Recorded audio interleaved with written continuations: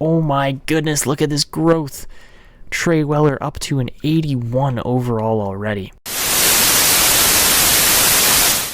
Hey guys, how's it going? It's Etanius here. Welcome to episode number 4 of this NHL 22 Minnesota Wild franchise mode. If you guys have missed any episodes up to this point, head up into that top corner of the video right now. And if you do enjoy, make sure to drop a like, subscribe, leave comments, and of course hit that notification bell to never miss these uploads. So, today we are getting through part of the 2022/23 season, but we had a big comment that I actually missed in the last episode, so today we're going to address it. And again, it was from who else but Ben Carlson. Ben, you've been killing it. I want to see if you guys can match the level of comments Ben Carlson is leaving on this series, because he's been fantastic for it, but I want to hear a couple more analytical comments in mine. So Ben Carlson said, I offered up to a forward. The team has pieces to sneak into the playoffs for the next 2 seasons. He went for big swings this season with Malkin, but I don't think he is to a forward. I would try to flip him and get a first, or go for younger assists that will be controllable as your core develops. Brock Boeser is another name to look to bring home as a Minnesota kid. Oh, and keep Foligno at all costs. Moose is the heart of the team and Kurle's protector. So there's a couple big analytical kind of moves in that I don't know if our team is necessarily capable of pulling off immediately, but we can definitely look into it. So when we go to find a trade, to be honest, I don't want to move too many pieces here apart from maybe Miroshnichenko. The rest of these pieces are looking really good, and I would prefer to try to keep them intact. But first things first, I want to see if we've got any moves for Boeser or Miller, as two of these guys would be big name pieces. So, ouch, that's a huge offer for Miller. Not worth it. We're not trading Kaprizov for Miller. That's absolutely not happening. And Rossi and Brodin also cannot happen. Miroshnichenko, I might be more inclined to move, but with Greenway and Gambrell, that's just unrealistic for this team, as those guys are both decent pieces. As far as Brock Boeser goes, how many years does he have left? He's got 7 left, but that one's not so bad. Malkin, Bouchard, and Stahl. Boldy, Keller, Patan, I don't think we're doing that one. And Eriksson, Ek, and Stahl, they want centers. See, I could do... It's tough because we don't really need wingers right now either. That's the thing, is Boeser is completely a winger. The only spot I think we need wingers is in the bottom 6, and that's where looking into Marcus Foligno would be a better idea. So I tried to trade for Foligno, pardon me. I tried to trade for Foligno. As soon as I saw that comment, just try to move that, or tried to find a trade, so I didn't actually try to trade for him. But the records you're seeing here are preseason too. They're not actually actual NHL records yet, because we haven't started the regular season. But, well, let's see if we can go get what's his name back here, Marcus Foligno. So Foligno is not super high valued, $3.1 million for the next 2 years. We don't quite have the cap space to do that. So skaters matching their block consist of a lot of different guys. So I would say if we could move a guy maybe like, who do we want to move? I wouldn't be against Morozov, just straight up 1-for-1, but we would be over the cap. Okay, that doesn't work. So who did we pay? That's the real question. Who got a lot of money? Clayton Keller got a lot of money. So he might be worth moving, to be completely honest. Rodriguez and Pullman are also pretty big deals when looking at it. Maybe we move Hartman. Hartman would be enough to get this deal done, but I would expect a pick back. So what we're going to do there, we're going to ask for a second. That's probably too much, so that won't go, but we could probably get a third back for Foligno with this too. So yeah, if we go Morozov and Hartman for Foligno in a third next year, not a bad deal in my opinion. And it doesn't go through. Cards are too far off the table, which is ridiculous because that's actually a pretty solid all-around deal. So we'll go for a fourth instead. Does that go through? They're getting a really young defenseman in Morozov who will be good. Come on. And there we go. Okay, so we do manage to get Foligno back, and that's going to strengthen our forward core. All right, so we do send Ryan Hartman off of the team, but that's okay as we, of course, bring in Foligno instead to fill this role. Maybe he'll fit on the first line. Or not the first line, but oh, come on. Really, we're going to do this? Okay, so that should work all right. I actually quite like how that looks. Foligno makes that look a lot stronger. And yeah, I think that really just added a lot. Wow, holy, I didn't even realize Marco Rossi grew that much. Wow, okay. He shot right up to an 82. Holy. Okay, so if Rossi starts to produce, which I totally missed, but I thought he was like a 78 overall. Holy, I did add X factors on Rossi because I think he is that good. You guys can scrutinize me in the comments if you think otherwise, but I honestly think Rossi's just insane. I gave him elite edges, ankle breaker.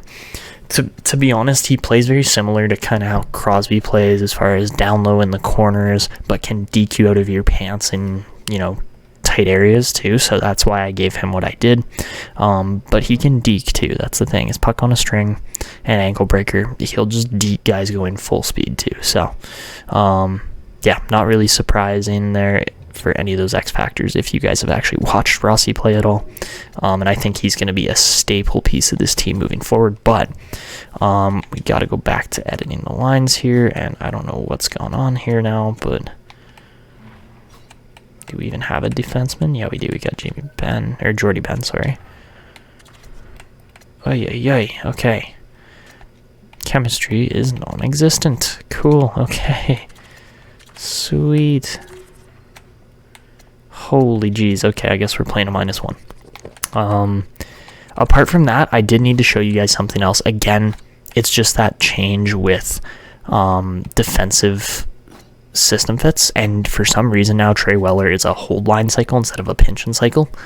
Don't know why, but he is. But Bouchard fits it too, so they get a +3 together, which is actually fantastic. Addison and Brodin are a +2, and I moved Dumba down based on the fact that one, he fits there better, so he might end up decreasing based on that, but I feel like if we give him enough playtime on special teams and things like such, that it shouldn't really make a difference. We won't give him 4-man power play, but he's playing pretty much everywhere else. So like I said, again, I'm pretty happy with how the team looks overall. I don't see us really making too many other changes here. I'll go like that, put Ruido up there. But yeah, this team is ready to sim here a bit. We'll obviously play against teams like Chicago, but we do need to just change the captaincy as well. I'm going to give Foligno the C, which I think is absolutely the right move. If you guys disagree, let me know, but I really do think that Foligno deserves a C, and, you know, we'll move Dumba back down to an alternate, and then I think we're going to give... I'm thinking we give... I am torn between Kaprizov and Eriksson Ek, because I think Kaprizov is just fantastic. Maybe we go and look at... I'm going to go look at Morale, because Morale is going to pretty much determine who are the leaders on the team. Oh, that's roster moves a leg. Sorry, boys, and everybody else who's watching. I mean, we got like 98% of my demographic for this channel is males, so Greenway's a leader. Interesting. Okay. Apart from that, who is a presence? I went too fast. Pullman's a presence. Stoll's a leader. Interesting. Okay. I don't know if you guys actually knew this, but when you're playing with the franchise overview, it will actually show your morale. So if you go down to I guess it's not going to show team chemistry. Oh, okay. Usually it does show team chemistry, but I guess not. So maybe that's only when you're running a full-blown, owner mode. It'll show you who your leaders are and such. So, anyways, I think Foligno's getting the C, Dumba will hold an A, and I'm going to give Eriksson Ek the other A over Kaprizov just for now until Kaprizov really somehow shows off that he's a bona fide leader on this team. But for now, Foligno will get the C. So that's the team. We're ready to simulate ahead here, and just two more things to talk about, and they're both based on the draft class this year. And those facts are that Matvei Michkov is 100% a cannot miss prospect as far as as I smack my hand.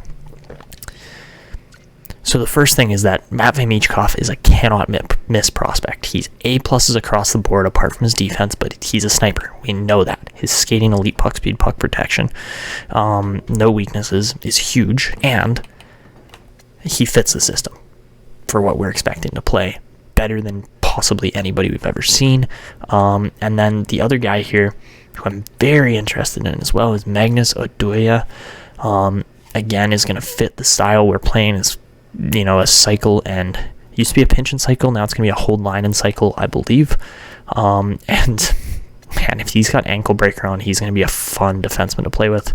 He is only 5'8" though, so that might be concerning, but as an offensive defenseman to put beside Trey Weller, wow, he could be interesting. So that's just two things to think about. I don't know how we'd get a 1 and a 5 pick. I just don't see that happening, to be completely honest. And yeah, if we look ahead here for picks that we have available, first off, we've got 0 salary cap, but for draft picks available, we have our first rounder this year. We don't for the next 2 or 3 seasons after that. Maybe not. No, we got first rounders in 25 and 26, just not 2024. So if there's a year to go for it, for a prospect, I think it absolutely has to be this year with Michkov, because, well, I don't know if Minnesota's ever gotten a number 1 pick, to be completely honest. 2015, they absolutely killed it as far as Kaprizov, Joel Eriksson Ek, and Jordan Greenway all in one draft. That's insane, but apart from that, Dumba was picked at 7, Granlund at 9, James Shepard at 9 in 06, Benoit Pouliot in 2005. Marian Gabourik's been the highest pick they've ever had at pick number 3. So I think if we were to go for a prospect, I think Matvei Michkov would be an absolute idolized kind of symbol of what the Minnesota Wild encapsulates as a team. Obviously, Mikko Koivu, they got 6th overall too. So Trey Weller actually falls down as the 3rd highest draft pick that Minnesota has ever drafted, which is crazy to think that he's, 6'4", 211. He's an absolute beast of a defenseman, but that was our 3rd highest ever franchise draft selection right there. So I'd love to top it, get a first round pick this year, but it's also going to very much depend on how the team plays together as we get into this. So let's simulate to the regular season without any further ado, and hopefully get into what should be an interesting season, to say the least. All right, so at the regular season now, how did we actually do in the preseason? That's going to be a determining kind of factor for where we should be expecting. So we 1, 2, 3, 4. Okay, we lost 1, 2, 3. Okay, we went 4 and 3, so not crazy bad. Actually, we went 4, 2, and 1. So not a bad start to the season, out of all honesty. I think the only team that we're really going to focus on this year is probably going to be the Chicago Blackhawks for featured games.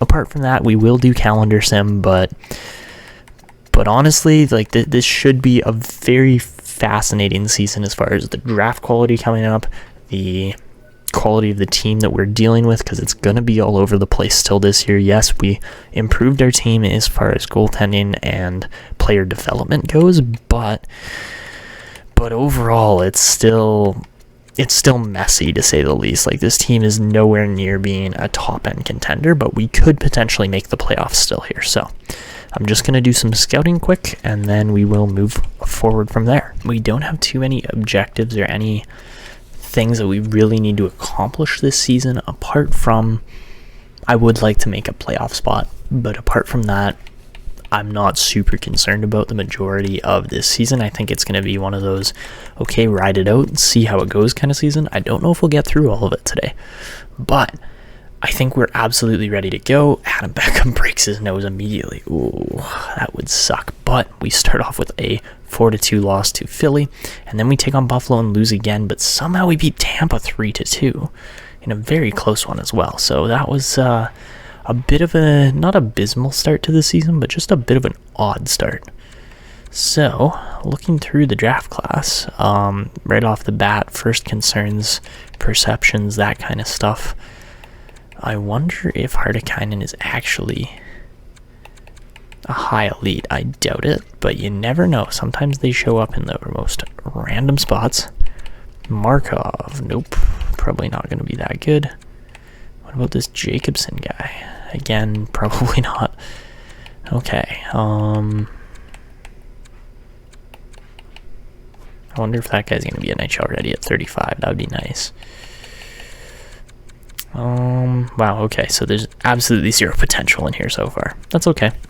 It happens, but Chad Riedel didn't even know he was out, to be honest, and we beat Washington 4-1. Okay, so a 2-2 kind of odd stretch here against San Jose.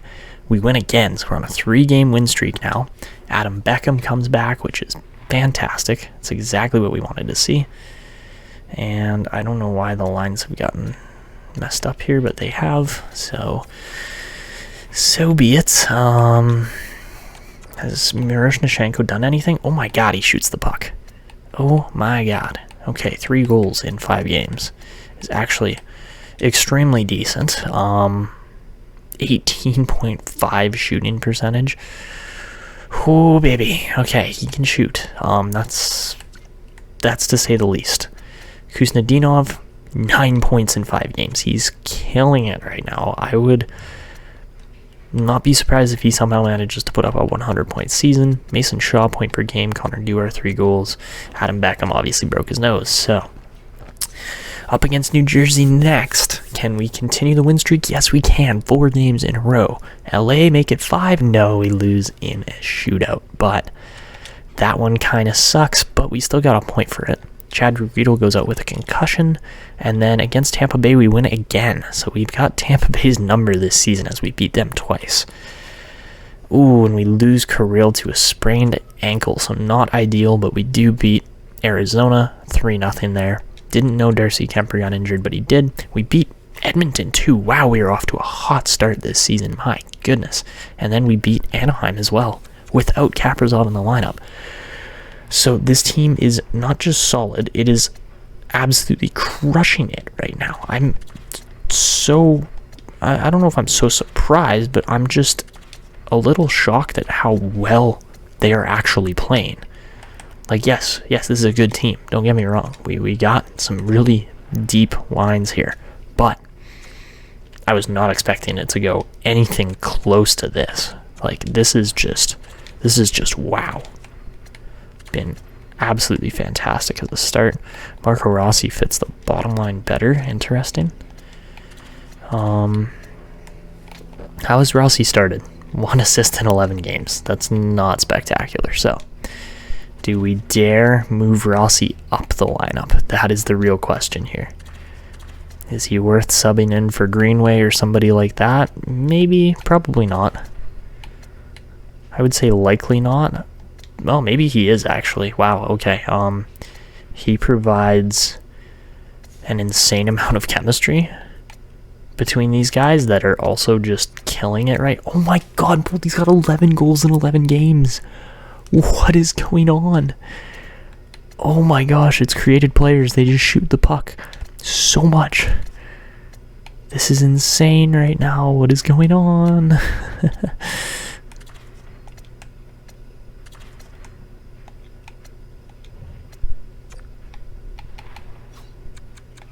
don't know if shock's quite the right word to describe just how well the team's playing right now, but they are doing good. That is to say the least. Okay, so as much as I would love to leave Rossi up on the top line, I think we do keep the lines a little more balanced as the team's winning at the moment. And, you know, if Greenway does get injured, sure, we'll move Rossi up. But against Columbus, did we even get that game result? I don't think we did. So we played St. Louis there and won 4-2 as well. So, man, we are off to a hot start. 9-2-1 in 12 games. Make it 10-2-1 in 13. The Minnesota Wild are possibly the hottest team in the league as they beat the Florida Panthers 2-1. Wow, this team is playing at a whole nother level as they beat... Wow, I don't know if I've had a team simulate this well in a long time. Against Winnipeg, 6-1 loss. That is a bit of a shaker there, a rattler. So, do we bounce back? No. Wow, okay. Wow, we get smacked around a couple times there. 6-1 and 6-3. So, not exactly what I was expecting, to be completely honest, either. Marco Rossi loses some morale due to ice time. So, here's my next question for you. Do we actually do this? Do we move Rossi over, go like that, play like Gambrell at center, maybe? Maybe. That could work. I really like the double +5s and Rossi playing up high. He's got 8 points in 18 games now. And I think if we put him alongside a guy like Matthew Boldy, I think they're going to start sniping and he's going to get even more assists. Like, he's such a good player already. I am a little bit concerned about Greenway that he might not take this too kindly, but, you know, we'll try it. We'll interchange them for a minute or two. Hopefully Boldy and Eriksson can hold their own. They're both bigger guys, as we are obviously swapping a 6'6" power forward winger in exchange for a 5'9" playmaking center. So we head into this game against Chicago. The team has just been lights out fantastic up to this point. And, well, Chicago's been hot too. They are on our tail, to say the least, as they have 25 points in 20 games played. The Oilers and Blue Jackets have played 19 apiece, so we have an opportunity to vie for first place in the league as long as we beat the Blackhawks today. So, here we go. Game number 1 of the Battle of the North, or I guess it would be the mid of the North Central, I guess you'd call it. Battle of the North Central. Starts off 13-6 in shots. Chicago up 1-0 on a Jake McCabe goal. Not the start we wanted. Second period, though, it's a 1-1 game as Malkin ties it up on the power play. So, with that in mind, and a 1-1 game on the line for potentially first place in the league, we jump in with our probably weaker team, to be completely honest here. 92 offense, only 87 defense, and 83 goaltending versus Chicago. It's about equal, to be completely honest. We're playing on All-Star. Hopefully it's not going to be too easy because Chicago is a good team. But let's see how it goes. Alright, here we go. The fans are buzzing, and let's see how we do here. Oh, Capper's off. Why'd you do that? No. And whistle. Alright, so we take a penalty in a 1-1 game. Not ideal, but it happens. So, yeah, oh well. 25 points for, wow, Alex DeBrincat has been hot this season. Oh, that should be a goal. That really should have been a goal. Oh my goodness. We are somehow still defending here. Dude, what is that? Adam Gaudette, you would never hit that in 100 swings. Oh my goodness, knocks it out of the air, and we go down on the power play in a high-intensity situation. My goodness. That one stings a little bit, actually. Like, that probably shouldn't have been a goal. There was really not a lot of opportunity there. And he hits it at such a tight angle that you can't even blame our goalie. So, alright, on the PK. Let's see if we can actually start killing this off, because this was another bad penalty. Nice pass by Weller. Good spin move. How, Taves, I know, you're 33. How did you pick that off? That was the wrong play. Patrick Kane got murdered.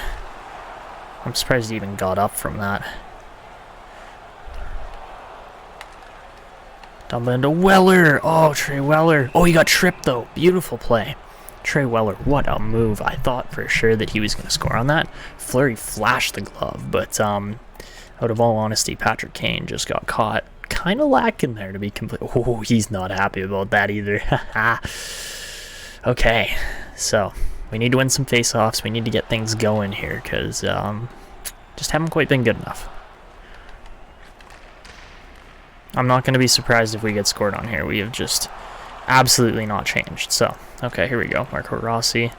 Okay, that's bad. That's bad. You're getting absolutely punched for that. Sorry, Kara, but you can't do that. You can't do that. You just can't hit our guy from behind. That's just bad. Like, yes, we stopped up, but you took advantage. You didn't slow down at all. So, I'm not impressed with that hit, and we're going to make Chicago pay for it now, as that should be a 5-minute. Kick him out. Yeah. Get out of here. That's terrible.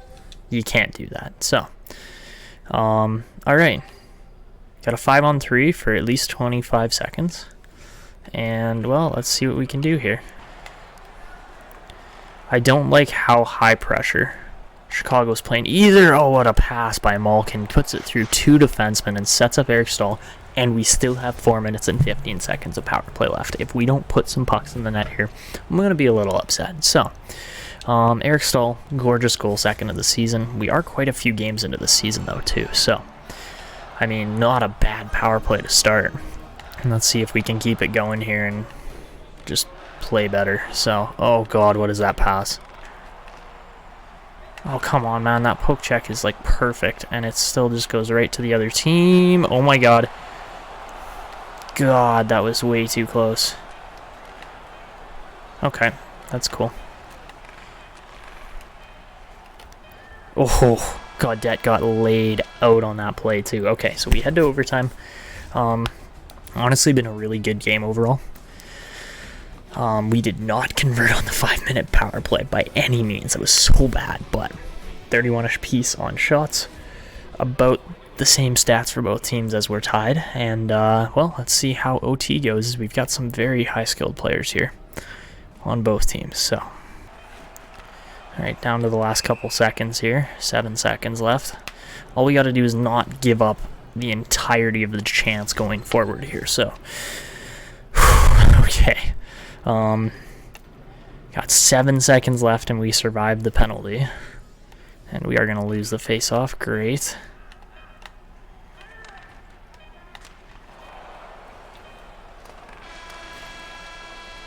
Alright, so we head to overtime. Like, that was a ridiculous hit.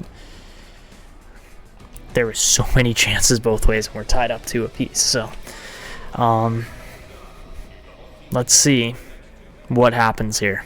First shooter is going to be Evgeny Malkin as we are away.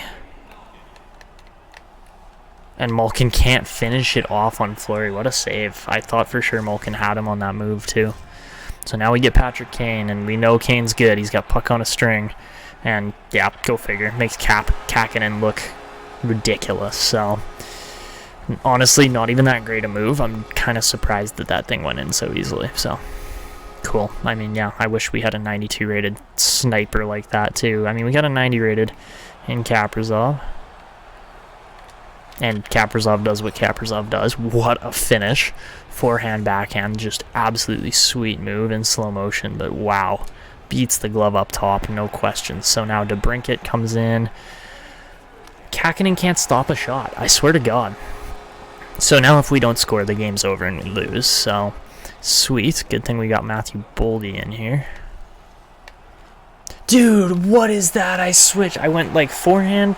I went backhand, forehand, shot. I went over and shot. And what does he do? He flicks it on the backhand. So we lose the game. Welcome to NHL Animations. The game that just sewers you every time. So anyways, goal and an assist from Malkin. He's playing pretty darn well right now. But, that one hurts. It's a shootout loss that probably could have gone our way. We had a 5-minute power play on that Rossi hit from behind.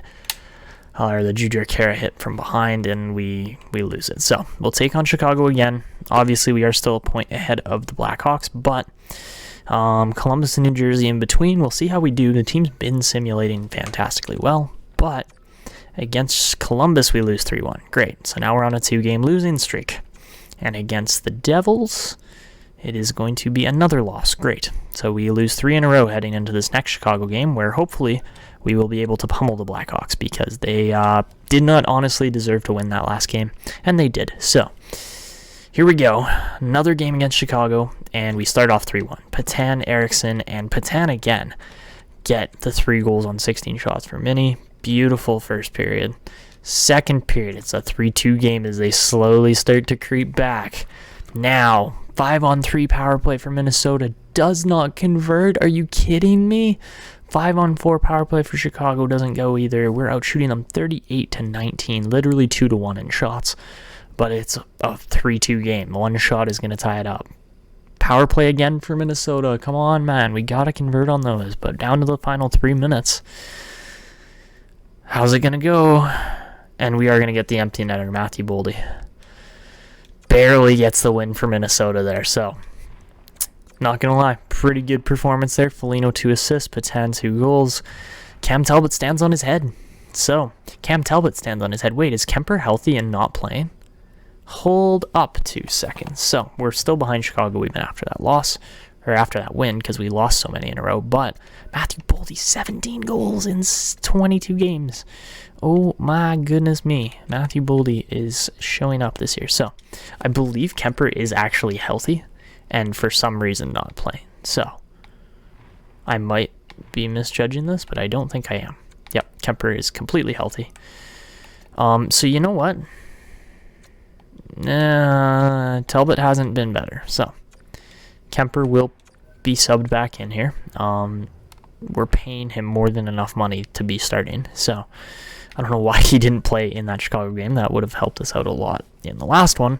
But, you know, it is what it is. Do we have Chicago again before the month end? Because before the month's end is where I got to do more scouting. And we do not quite. Okay. We play Chicago on the 1st. So we'll simulate up to the end of the month. I'll get my scouting done. But I want to hear your guys' thoughts in the comments. Yes, the team's playing well. But do we potentially pursue Matvei Michkov? He started off so strong, 4 points in 4 games, but now he's kind of dropped off a bit, but I don't doubt his abilities even for a second. I think he's going to be an absolutely amazing player. I mean, along with, obviously, Connor Bedard. We know Bedard would be insane, too. But I'm more interested in a winger in Michkov, because he would be a franchise winger.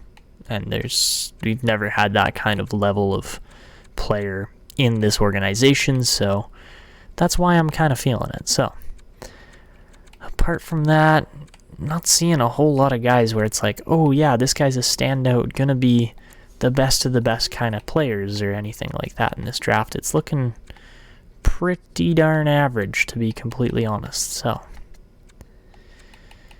we're still waiting on a lot of scouting reports too. This Dmitriev looks interesting. Okay, cycle and balance. Interesting. Okay.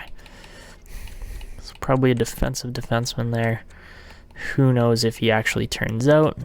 I mean, overall, you know, the team looks pretty, or the draft looks pretty below average, if I'm not going to lie. Like, I did have the scouts rendition, or whatever you want to call it, at the start of the season that's like, hey, by the way, you probably don't want to invest too much into this draft. And we're like, okay, gotcha. Yeah, that sounds good. So, we will keep simulating here after taking a quick peek there at the draft class, but we win against LA and then lose to San Jose 6-3. Okay, so after the banging hot start we start losing a couple more games. The West Coast teams are strong, as we lose to San Jose and Seattle, and then a 4-3 shootout loss against the Winnipeg Jets. Playing the Jets back-to-back, we lose again and again to Colorado. Ooh, 7-4. Wow, okay, Minnesota really starts to drop off here. And I don't know exactly what the effect is for that, like why it's happening or anything like that. Miroshnichenko, 12 goals in 30 games. He's actually started off quite strong, even though the system fit is absolutely not there. On defense, let's see. We're going to put Sexton back in because he's already grown 2 overall since the beginning of the season. That's why I'm like, why is Dehamy playing? He shouldn't be. So we'll go Bitten up here. Duard down. Okay, that should be fine. Wallstead has only won 2 out of 8 games, so he's off to an extremely rough start. So hopefully he can start turning it around here, because that is not what we want to see at all. So, game against Nashville, 5-0 win. Wow, that was strong. Okay, what about Arizona? They're 14-17. They beat us. Ouch. Okay. Up next, we get a trade for John Merrill to bring him back. I don't think that's exactly what we want, to be completely honest. Game against St. Louis, 1-0 win after a 1-0 loss. So we're actually 17-15 about right now. And, well, to be completely honest, the team is actually playing quite nicely. Only 18 points for Marco Rossi. So I think we will consider moving him back down in exchange for Greenway. Just for now.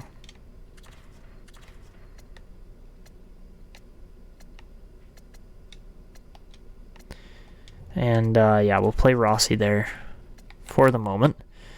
We also have Eric Stahl back now, which is nice. So Rodriguez can move over. Nick Patan can move down. And it keeps our center core real nice and solid when we do this, because then Marco Rossi is centering at 4th line, which he is a 3rd line scorer. And yeah, he probably should be playing on our 3rd line over a guy like Rodriguez. But I'd prefer not to have the -1 on a pretty average line. Oh my goodness, look at this growth. Trey Weller up to an 81 overall already. You absolutely gotta love to see that. Our defense, though, is just not producing apart from Evan Bouchard, who's got 17 points.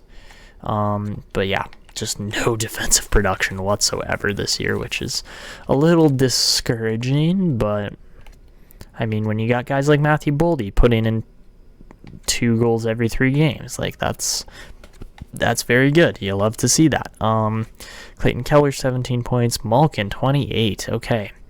And only 20 for Kaprizov. I'm not loving that, to be completely honest. I wish Kaprizov was playing a little bit better, so maybe we try him up on the 1st line. I think that's what we're going to do as we continue to simulate ahead here a little bit further.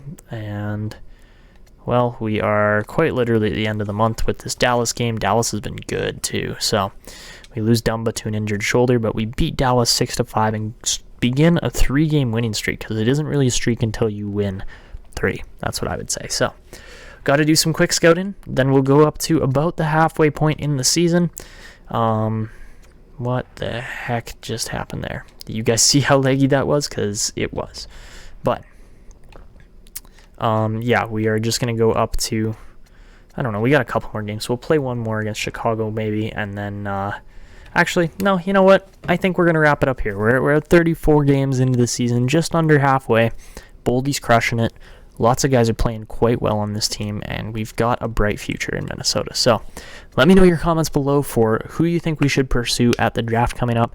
Do you think we should be really trying to push for the playoffs, or do you think we accept some trades to make the team a little weaker? I want to hear your guys' opinions, because really I think this team has got boatloads of potential moving forward. And, you know, we're winning right now. We're 19-12-3, but that's where we're going to leave it. Make sure to drop those comments in the comment box below. If you guys did enjoy, make sure to drop a like on the video, subscribe to the channel if you're new as well, and hit the notification bell to never miss when these uploads come out. But that's going to be it for me. I hope you guys enjoyed, and until next time.